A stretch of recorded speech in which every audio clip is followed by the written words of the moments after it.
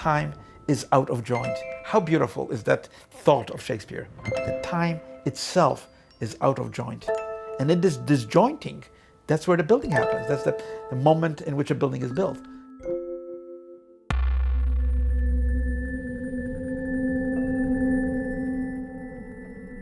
Time is coming from the future, not from behind us.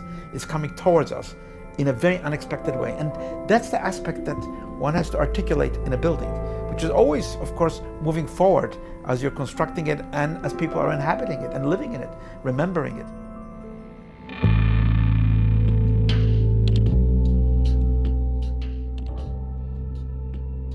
Architecture is the only art that exists completely in drawing. My career's path as an architect was drawing. I didn't start with commissions, with clients, with sociology of architecture. I started by sitting at a table with a ruling pen and an ink and a pencil and a piece of paper and draw the structure of architecture. It's not different from music, you know, music is a notation.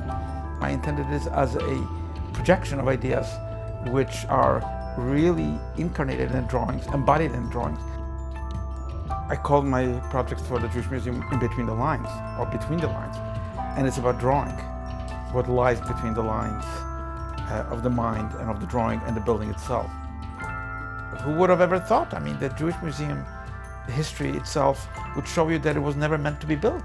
After a while, the Jewish Museum became part of the fabric of Berlin. It's a building that really presents itself with the Altbau as something that speaks to that history and has changed that history.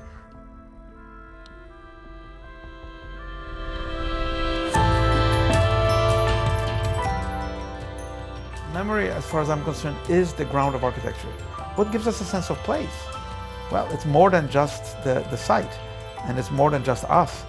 It's all the others that give meaning to the site. I always seek to think of what has been repressed in memory on a site. What are the voices that are whispering to us across an abyss, across catastrophes, across voids? What are those voices saying to us? What are the invisible aspects that are really there, and you have to be aware of them in order to build anything of true significance?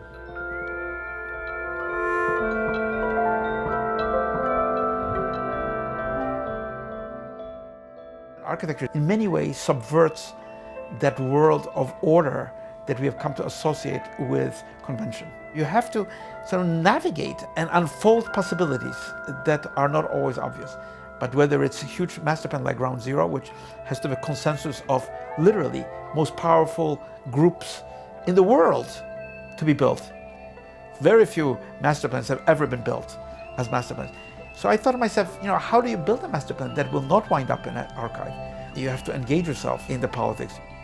Don't build anything on the site, in the center there, where people perish. It's a piece of real estate, very expensive, but it's just not quite right to build anything. Exile the buildings, the big skyscraper, to the periphery of the site. Leave it as a civic space and create symbolic elements. People often ask me, so aren't you sorry that you didn't do a tower or another tower? I say, no. I said, building a neighborhood in New York is far more challenging than building the tallest building in the world.